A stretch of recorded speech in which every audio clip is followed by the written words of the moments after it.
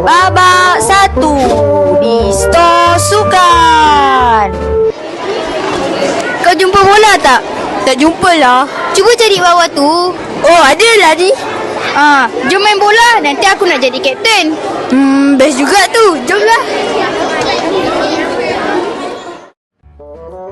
Babak 2 di padang sekolah.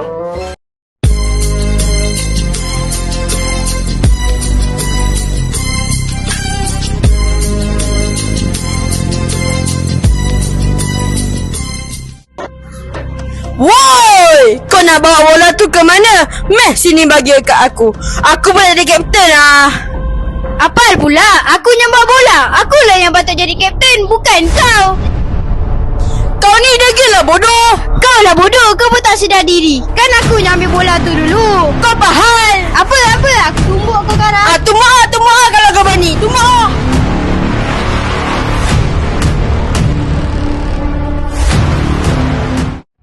Babak 3 di bilik disiplin.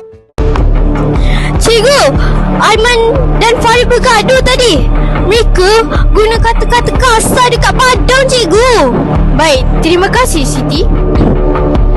Ini tak boleh dibiarkan. Makin lama makin teruk jadi. Siti, panggil mereka semua datang ke sini sekarang. Baik, Cikgu Rosita. Korang semua ikut aku pergi jumpa Cikgu Rosita. Cikgu nak jumpa korang sekarang juga. Babak 4 di pejabat sekolah. Saya mendapat aduan dari para pengawas. Kamu semua bergaduh di padang sekolah. Betul atau tidak? Aiman, Faris, ceritakan apa sebenarnya yang berlaku.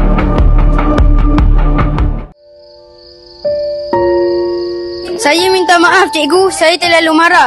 Saya sedar perbuatan kami yang bergaduh tadi salah. Saya pun salah juga, cikgu. Saya pun minta maaf. Apa yang kamu cakap tadi sangat tidak sopan. Sekolah bukan tempat untuk bahasa kasar. Marah boleh, tapi gunakan bahasa yang baik. Kami janji, cikgu. Kami akan berubah. Lepas ni kita main bola elok-elok ya, Faris? Setuju. Tak nak bergaduh lagi. Janji.